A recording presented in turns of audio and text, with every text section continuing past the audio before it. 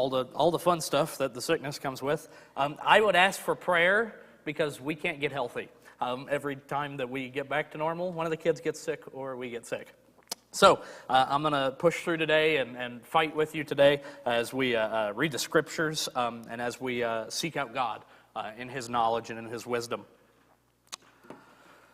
I have found the best way to give advice to your children is to find out what they want and advise them to do it. Harry Truman said that.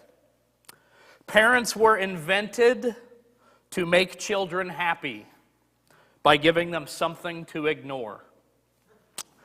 I found that to be very accurate.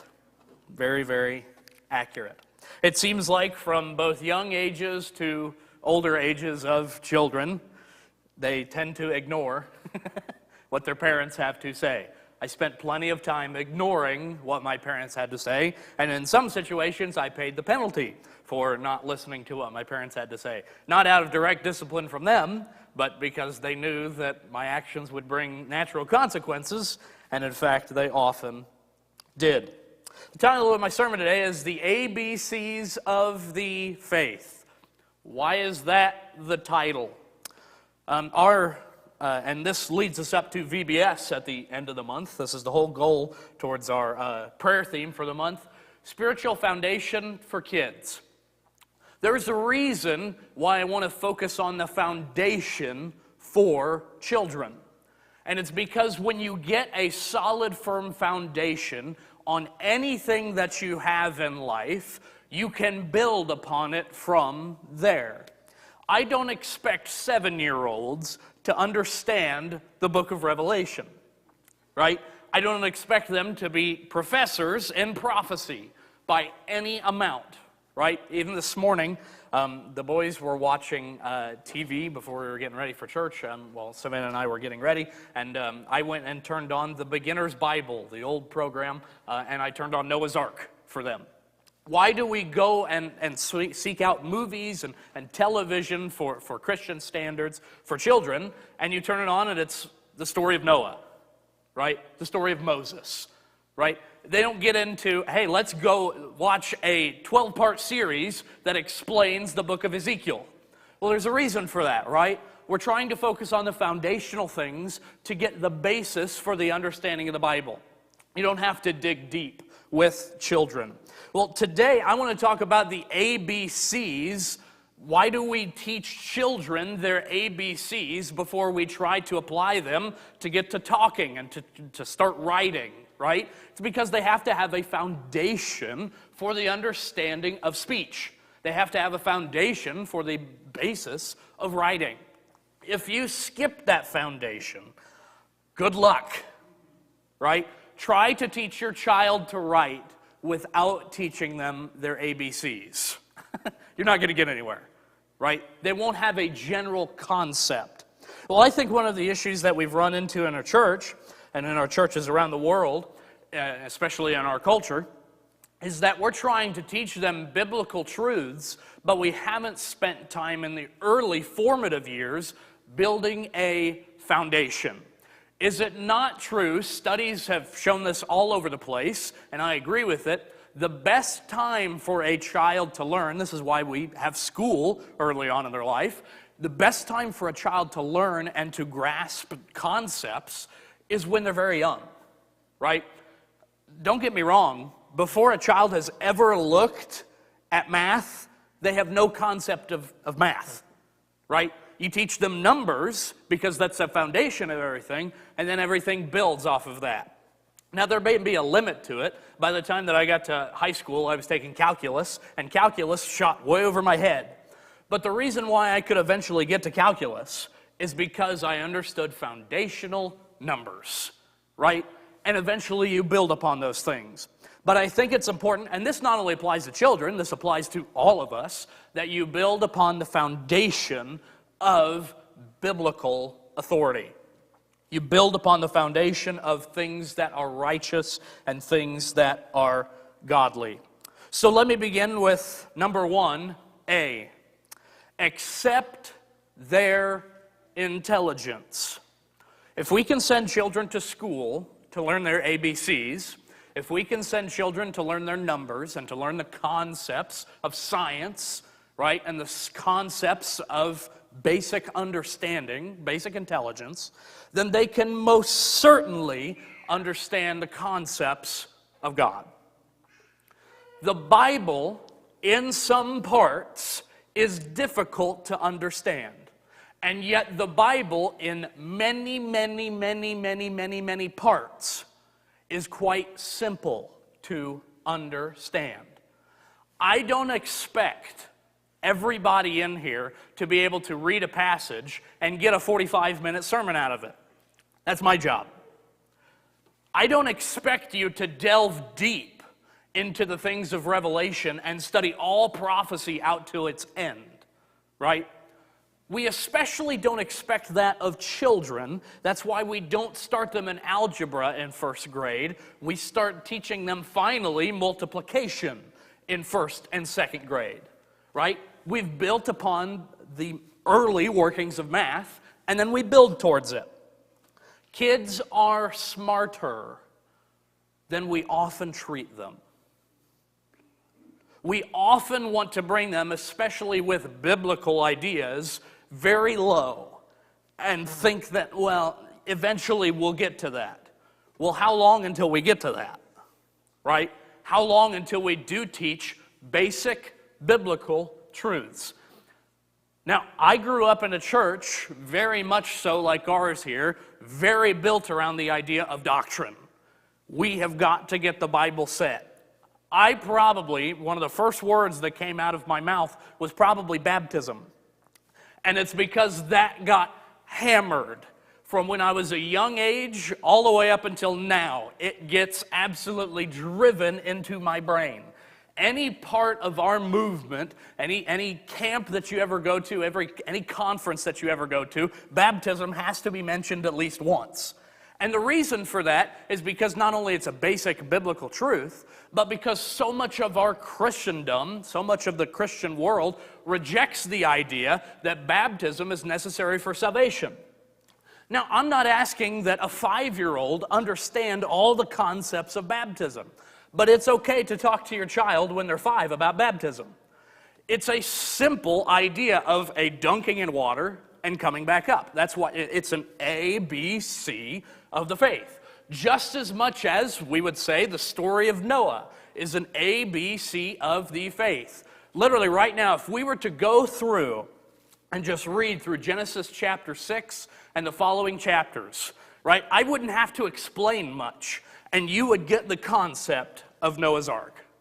You would get the understanding of the world was sinful, it had fallen away from God, Noah and his family were different, God asked him to build a very large boat, and he did, and they were saved by it. Right? A very basic concept. And yet, how many Bible accuracies are built upon the story of Noah? I mean, seriously, how many of them? Noah is brought up continuously in the New Testament teaching. Jesus brings up Noah on several different occasions to explain the things that he's talking about. I understand that there is a limit for children and what they can grasp. And there is certainly an attention span that you have to work around with young children. But we have to understand that when you build upon the foundation, later on the things become easier to teach. Later on, those concepts get driven in even harder than when they were children. Let me begin here in Deuteronomy chapter 6.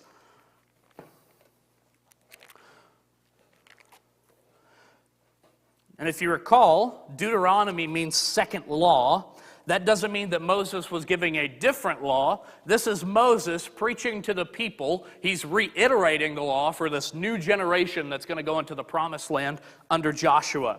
Deuteronomy chapter 6, beginning in verse 6. And I read this recently. It says, "And these words which I am commanding you today shall be on your heart, and you shall teach them diligently to your sons. And you shall talk of them when you sit in your house, and when you walk by the way, and when you lie down, and when you rise up. There's a reason why the Bible, and especially in the Old Law, right, Exodus, Leviticus, Numbers, Deuteronomy, it keeps mentioning this idea of teach these things to your children. Tell them about it. Because if you wait too long to tell them about it when they're no longer children, good luck. It's much more difficult to talk to a 25-year-old, a 26-year-old like me, about the foundational things of Scripture and try to get them to comprehend it than it is a 5-year-old. It's much easier to get across the concepts of Noah when they don't have a bunch of garbage in their brain already, right? When they've been told their entire lives quite the opposite. This is why it's so important that we do start at a younger age. But that's why this passage mentions children. We're talking children. Now, again, this can apply all the way up till 18, right? This can apply all the way up till 21. You should teach them the precepts of God at those ages too. But especially it applies to the younger generation. Do we recall what a bar mitzvah is in Jewish tradition? Right? It's where a young man comes of age and he'll get before the synagogue, before his family and his friends, and he will get up and literally read from what they call the Torah, which is the first 5 books of the Bible, right? He will read that in its original Hebrew. Do you know at what age they have their bar mitzvah, their coming of age ceremony for young men? 13. Here's what the Jewish people do, even to this day. You were under the law when you're 13. 13. Now, our culture doesn't do that. We are very much so holding people accountable. We'll wait till about the age of 18, right? For thousands of years, you know what mankind has done that we've changed within the last 100 years? And I'm not saying that everything about it is a bad change. Some of it's a good change. But we have instilled in people that once you get to teenagehood, 13, 14, 15, for thousands of years, people were going off and living their own lives, getting jobs, marriage, right? Only within the last 100 years have we really changed that mold and that model. But there's a reason for that. It's because for thousands of years, everybody understood, well, you're 15. You got to know these things by now. Not that you're going to know everything. Not that I expect a 15-year-old to know everything. By all means, people are going to make mistakes, especially when they're younger. But for thousands of years in history, we held children, once they got to those ages, to a high standard. Under the old law, 600 and some of them here in your Old Testament, children in their teenage years, where they made a lot of mistakes, were held to the same standard as any adult. And we're talking at the age of 13, right? There's a reason for that. And there's a reason why we've done that for so long. It's because there's a certain standard, and we know that 13-year-olds can get that concept. They can read and see what the Bible says, what the law is. They can see that, right? I'm not saying you're going to grasp every concept that is in the Scriptures, and we don't expect 13-year-olds to understand the entirety of the book of Ezekiel.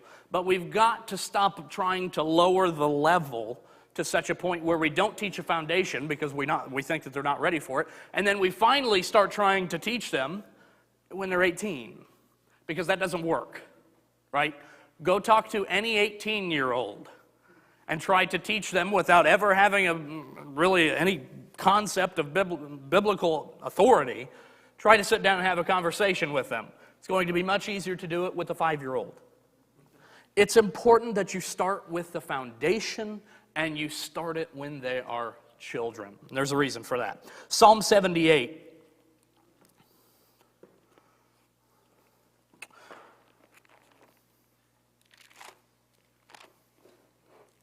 This is a famous psalm. A lot of these passages that we're going to read today are famous passages that you've probably heard 100 times over, but there's power in these passages. Verse 1 of Psalm 78. Listen, O my people, to my instruction. Incline your ears to the words of my mouth. I will open my mouth in a parable. I will utter dark sayings of old, which we have heard and known, and our fathers have told us. We will not conceal them from their children, but tell to the generation to come the praises of the Lord and his strength and his wondrous works that he has done. For he established a testimony in Jacob and appointed a law in Israel, which he commanded our fathers, that they should teach them to their children, that the generation to come might know, even the children yet to be born, that they may arise and tell them to their children, that they should put confidence in God and not forget the works of God, but keep his commandments, and not be like their fathers, a stubborn and rebellious generation, a generation that did not prepare its heart and whose spirit was not faithful in God. Go read through the Old Testament, and here's what you're going to find. Generation after generation after generation after generation that would not tell their children about God. And then when those children became grown, right, when they came to the age of in their 20s, into their 30s, did not know God, knew nothing of God. And I believe that's exactly what's happened in our culture as well. We've left out God in so many areas, building the foundation of God, even at young ages, to where when we are grown and when we expect our children to act mature in their faith and to grow in their faith, they're not even close. And we ask, well, where did we go wrong? Well, we know where we were wrong. We've done the exact same thing that Israel did. And get this, he even says in verse 6, that the generation to come might know, even the children yet to be born. Why do you want to teach your children about the faith? So that they'll teach their children about the faith. And so that they'll teach their children about the faith, right? The teaching of children, the foundational things of Scripture, aren't just for your kids, but it's for their kids, and their kids, and their kids, and their kids, building upon the foundations of faith. And when we miss that, when there's a gap in there, generations get messed up. Generations get wiped out. Generations don't live faithfully. All it takes is one generation to not teach the next and to not show the children about the foundational things of Scripture. It's much easier if we will start younger. We won't turn there, but Proverbs chapter 22. Train up a child in the way that he should go, and he will not depart from it in his old age. There's a reason why we quote that passage so much. It's because it's accurate. It's because it's accurate. You train, you show a child how they should act in a Christian format, and for the most part, they won't depart from it. Not a guarantee. Proverbs isn't guaranteeing, well, you're never going to have unfaithful kids. No, they have their own choice to make. But let me tell you, the statistics will rise drastically if we will teach them the truths at a foundational young age. Number 2, B, break the tradition. Now, we've talked about this recently quite a bit, about the training and the teaching and the applying it to them. And I've said this a lot recently, and I'm going to keep preaching it because it's one of the most accurate things that we can do as part of a family, as part of your family unit. Your family will not know about God unless you tell them about Him. They won't.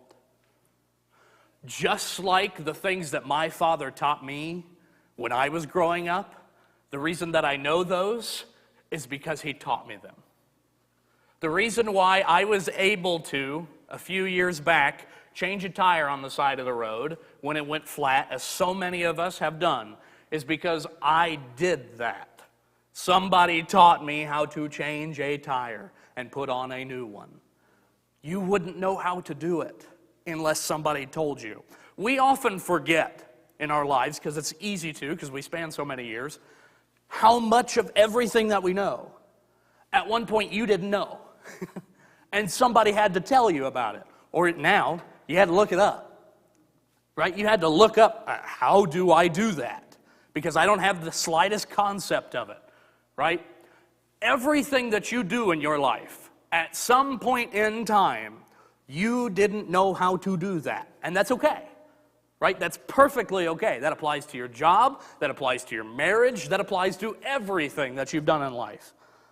Well, that applies to godliness as well. We can't expect generations to just pick up the Bible and read it and know it. The same way that you didn't just one day pick up the Bible and read it and know it. Somebody had to teach you. Somebody had to bring you along. Now, don't get me wrong. There are some rather gifted people who can read the Scriptures and get a lot from it. Right? They will have nobody tell them about it, and they'll pick up a lot of the Scriptures by just simply reading it. Those people are very gifted, and we don't like those people. But for the vast majority of people, it's not that way. And even those who do pick up the Bible and do read it and do comprehend it, you're never going to pick it up and comprehend it all on your own. Just as I didn't do it. Somebody taught me how to preach. Somebody showed me how to write a sermon. Somebody taught me, what in the world is Psalm 78 talking about? We all have to be taught these concepts. Ephesians chapter 6.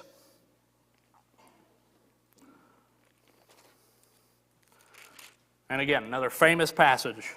We as parents love to quote this one. Verse 1, children, obey your parents in the Lord, for this is right. Honor your father and mother, which is the first commandment with a promise, that it may be well with you, and that you may live long on the earth. Children don't know how to obey their parents unless they're taught how to obey those parents. You've seen the new age parenting that doesn't discipline, right? That brings no correction or rebuke into their households, right? And what do their children end up knowing? Nothing. I mean, they have no concept of even authority, right? They have no concept of respect. Why? Because you have to be taught that. Nobody was born every time their parents said do something going, yes. Doesn't happen. My children certainly don't fall into that category. I know that your children didn't fall into that category. If they did, please tell me, because we want to study it. Children don't do that. They have to be taught those things. Nobody picked it up naturally. The same way, by the way, verse 4, and fathers, do not provoke your children to anger, but bring them up in the discipline and instruction of the Lord.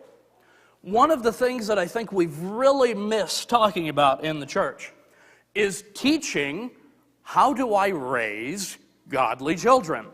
We don't talk about that very much. But you have to be taught that. I don't expect anybody to just one day be, hey, you know what? I'm going to teach my children perfectly the Scriptures. Good luck. Right? We have to be taught those things. The same way that you were taught everything else about parenting, or you had to read a book about it to understand it, right? Even, right after you have kids in the hospital, right? What do the nurses do? They spend time telling you everything about kids. Because you went in there saying, I don't know much about raising a child. I don't know how to feed it, how to change its diaper. Tell me how to do it. And you had to be shown it. There's nothing wrong with that. But if we don't teach it, nobody's going to know it. And by the way, when it says, bring them up in discipline, you should discipline. And instruction of the Lord. Children need both correction and encouragement. This is a two-sided coin. Don't pick up one without picking up the other. If you can't praise your child or your grandchild when they do good, don't discipline them when they do bad. Right? It's a two-sided. There's a full spectrum to it that we have to adhere to. And again, we have to be taught those things. Some of you have had rough family lives. You might even have one now. where you learned the entire wrong way of parenting from your parents or your grandparents. You learned exactly what not to do with children, right? I don't know your family situation. You've gone through things in your life that I'll never understand, nor will I ever go through, right? We need to break those things. Those aren't things to hold on to, right? My grandmother, God bless her, she's passed. Her biggest issue with her parents, and I remember hearing this when I was 17 or 18, and I didn't ever know this. She had a family squabble with her parents. Now, her parents had been, her father in particular, had been a drunk leading up into his life. He wasn't a good father earlier on in his life. Later on, they came to Christ, but it took them a long time to get there. Well, one of her biggest issues with their parenting was they never said, I love you, right? They never expressed it outside of, right, putting food on the table. Now, they did because they showed it in their actions, but it was never expressed. Well, one of the things that she did with my father is she very seldom expressed that same thing. We had to rope it out of her to get her to say, I love you. Only until later on in life would she actually start saying it. Well, she was just mimicking what her parents did, right? Nothing had changed, right? Nothing had adapted to, well, what is the godly mindset to this? And that was the issue.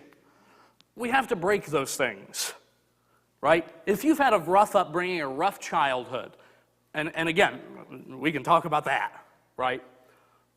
But that doesn't mean that we should adapt those concepts to the way that we raise our children. It should be totally different, right? We've got to break those habits and break those things, and the only way that you do that is through teaching. The only way that we do that is through the understanding that it needs to change to begin with. We should want better for our children and our grandchildren, though. We should want better outcomes for them, right?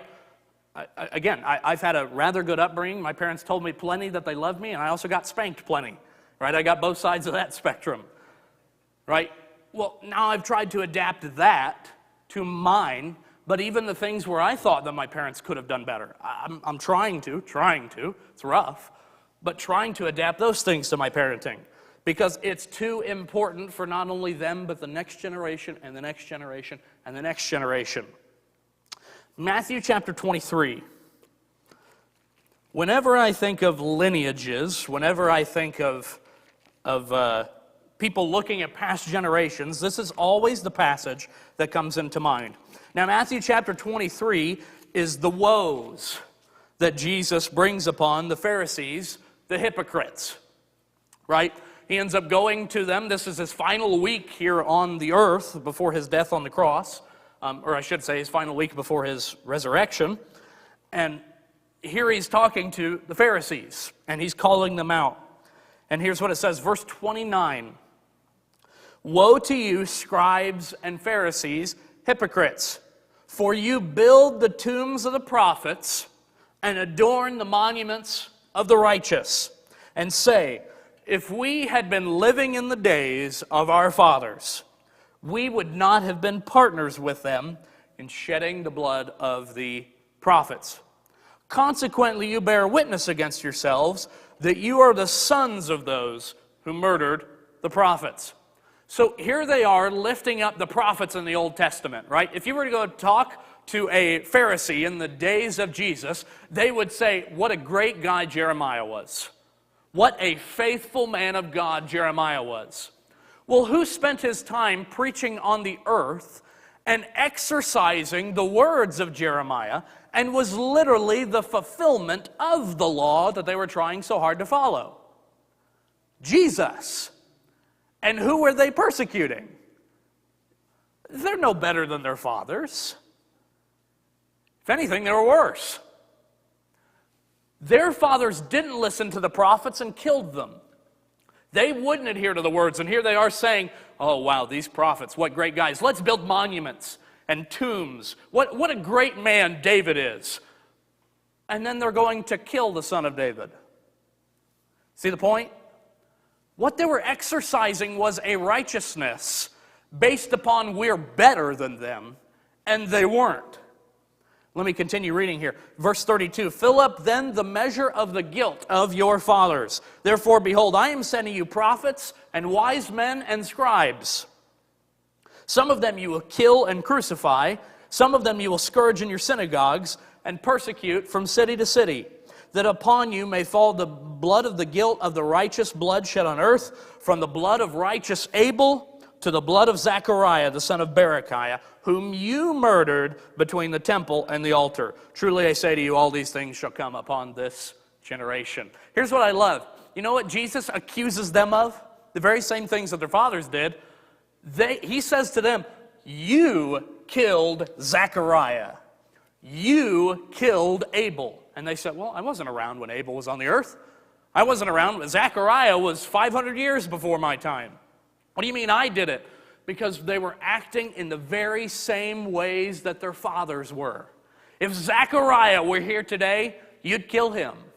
If Abel were here today, you'd kill him. Because you're doing it to the prophets, to the wise men and the scribes today. You're doing the very same things that your fathers did. I'm not asking us to live in righteousness where we pretend that we're better and that we have righteousness. No, we truly do need to behave and be taught better than the past generations. But in order to do that, we've got to break some things. We've got to remold some things and reshape some things. Luke chapter 7.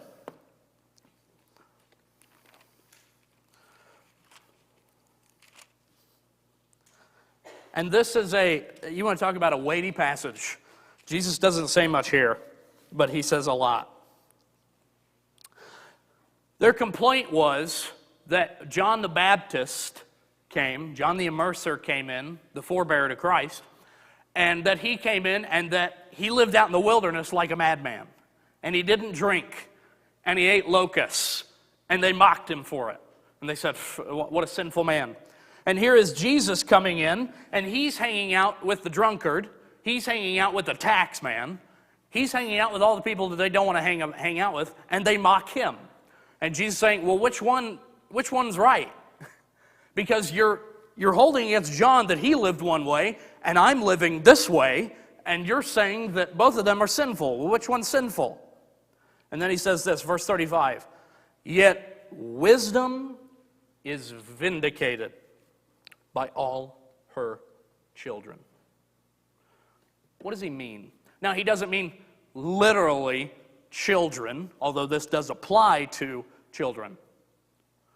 You want to know how you know that somebody built their children on a foundation of God?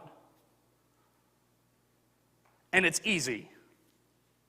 They'll have children who still build their foundation on God. Doesn't mean all of them. But it's somebody who literally has instilled godliness in their household. And then therefore their household is still godly. Why? Wisdom is vindicated by all her children. You want to know what's wise? Figure out what works in the end. Then you know whether it was wise or not. Go build a skyscraper. If it falls in 50 years, we know it wasn't wise to build it that way. But if it's standing after 50 years, all right, that's the way to do it. Right? Wisdom is vindicated by her children. Do you want to know how I know that we haven't been very wise in this way? And I'm young, and my children are still young. But do you know how much of my generation and the generation that's even slightly before me, do you want to know how godly they're acting? Right? It's rough. So what does that let me know? We haven't been very wise. We haven't guided people how they needed to be guided. We haven't taught children the way they need to be taught because it's gotten rough. Right? They don't know authority. They don't know those concepts. They don't understand righteousness in any way, shape, or form. Well, wisdom is vindicated by her children. Do you want to know the most missed out group? And I've said this recently, and I'm going to keep on saying it because it's so accurate. You want to know the most missed out group out of our churches across the nation? And it's not little kids. It's the middle-aged. It's those people between the ages of 25 to 45, somewhere in there. What does that let us know? We missed that generation because they're not in church. They're not holding to godly concepts. And so now we see, guess what? All those people that raised their kids and now they're going off to college, you see how rough that's going? Things are progressively getting worse because we missed a generation. We missed a gap. And now things are just proceeding. Wisdom is vindicated by her children. Lastly, though, this isn't all doom and gloom. Number 3, C. Christ is the foundation. Mark chapter 10. And I promise I'm almost done.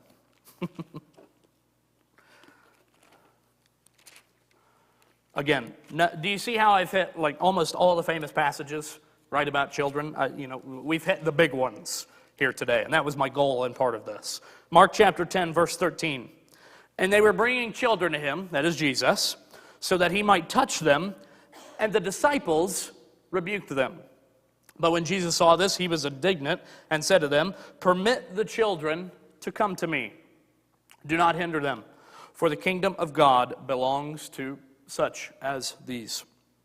Truly I say to you, whoever does not receive the kingdom of God like a child shall not enter it at all." And he took them in his arms and began blessing them, laying his hands upon them. One of the things that I want you to do with your children, your grandchildren, you say, "Jacob, you're wanting me to show my children basic biblical foundation." This is one of the most basic ABCs that we can get to. Show your child how much Jesus cares for them. Because for thousands of years, cultures didn't. For thousands of years, there were false gods that offered up their children on altars. They didn't care about children. They just plainly didn't. For thousands of years, children were sought as nuisance, as wait until they're older. We can't afford as Christians to wait until they're older to show them that Christ cares for them. Even in Jesus' day, the disciples were saying, "Kids, get back." And Jesus says, let them come here. Because the kingdom of God, this is a metaphor that he uses here. The kingdom of God belongs to such as these, belongs to ones like these. See, for thousands of years it was thought, grow up. And here's what Jesus is saying. No. We need to act more like children. Right? Not in immaturity, but because that's who comes into the kingdom of God. By the way, I'll also say this. Children, this is just a side note, children are saved. Before the age of accountability, before they get to a knowledge of what sin is, children are okay. Right? Scripture teaches that. By the way, that's just a side note, but it's a good note to make. Show them that Christ cares for them. They are considered worthy of his time and his effort. Aren't your children, your grandchildren, your great-grandchildren, aren't they worthy of your time and of your effort for godliness? Absolutely. I don't know your children and your grandchildren. I don't know everybody's. Your children are worthy of your time and your effort for a foundation in godliness. They're worth it. I would much rather you spend time with your children talking about the things of God than you spend all the time in the world with them and never mention God. 5 minutes to tell them how worthy they are. You are their only parents and grandparents. It's you, right? The day that you got married and the day that you guys welcomed your first child or your first grandchild is the day that you signed up to say, I am going to raise them in godliness. That's that day. Now, you may not have wanted that responsibility, but you got that responsibility then and there. At that point, that was your responsibility. Now, it's different when they grow up and they make their own decisions, right? But for a time, it is your responsibility. And I would argue for all time, they're your kids. It's your responsibility. Christ asked us to raise them in godliness, to diligently talk to them. I encourage you today, be in their lives and talk about the things of God. And you don't have to start big. A, B, C. Right? If I were to preach the gospel to you today, right, we could preach that in 5 minutes, and you'd get the idea. Children can get that too. Children can totally get that too. I'm not asking for deep lectures. You don't have to be a professor. Simple. To the point. The basics. Start with the foundations, and then we're going to work our way to the meat, right? You remember when for those of you who have children, you remember when they were babies, and they're just first starting out with food? I'll never forget, we've got a home video of Everett, first time that he tries food. And do you remember how they didn't really understand food? They liked it. I think the first thing that we ever gave him was, sweet potato, right? He didn't know the flavor. He didn't quite understand the flavor. And we gave him the spoon, and he didn't quite know what to do with the spoon or anything like that. And now he shovels it. Right? Now he doesn't need the spoon. Now it's just, nom, nom, nom, nom. It just keeps going. Right? It all started somewhere, and it all has to start somewhere. Just because children can't handle the meat doesn't mean that they shouldn't eat. Get that out. Because for too long we've been sitting back, we'll wait, and if you wait, it's too late. If you wait, it's too late. I have seen my generation, some of them faithful Christians, some of them faithful. I had a Sunday school class growing up where it slowly dwindled. By the time that I got to junior high at my church, everybody else had dropped out and didn't attend church anymore. And then by the time that I got into high school, I went together with a high school class where I was the youngest. Everybody else was older than me. You know what happened to every single one of them outside of my sister? No joke, every single one of them either does not attend church anymore and doesn't care one bit about godliness, quite the opposite, or they attend some out-of-line doctrine. No joke. And all I can say is, what happened? They taught the right things in Sunday school. I heard the same things that everybody else heard. I wasn't getting different lessons that were more powerful. I heard the same things. I heard the same lessons. Well, I knew what the difference was. Number one, I chose godliness. That's the number one difference.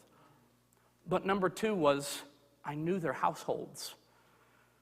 I knew that they were full of chaos and hard times and turbulent. And I knew that they weren't seeking godliness the proper way. I knew that they weren't. I heard from the stories. I knew where they sent their kids off to college. Right? The kind of crazy things that were going on there.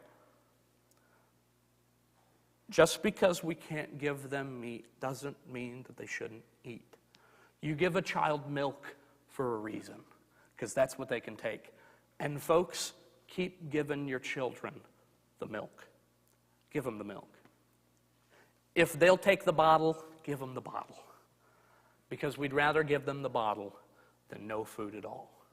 And it's important that we start doing that. Now, you say, my kid's 25. How in the world can I give them the bottle? Well, sometimes 25-year-olds need the bottle. Give them the bottle. Because if that's what it takes, start with the foundational things. I know that studying the Bible, that reading it, that teaching it is a big concept. And you say, where do I start? Start with Noah. If that's where you start, great. Noah is a wonderful story about God's provision for the righteous. Start there. Start somewhere, though. Tell your child today that Christ's count them as worthy because he does. He didn't just die for you and me. He died for the sins of mankind. Church, I want you to know today that Christ counts you worthy because he went to the cross to die for you. And you may have first heard this message yesterday. Maybe nobody told you that when you were 7. That's perfectly fine. You are more than welcome to come to his message. But church, we've got to preach his message. And start with the ABCs if we've got to. Let's start with the ABCs. This is why I want to preach about this, because we've got VBS coming up at the end of the month. This is the perfect prime opportunity for foundational godly teaching and foundational godly training, right? If I go into one of the, you guys have done VBS here, if I go in there and I'm hearing the book of Revelation being preached, I'm going to say, what? Right? Because we don't expect that to be taught. Foundational things are amazing. And some of you here today say, well, I need the foundational things. That's great. That's awesome. We can start there.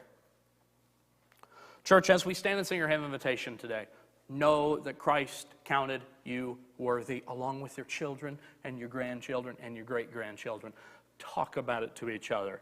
Teach each other. Help train each other in righteousness because it's too important not to.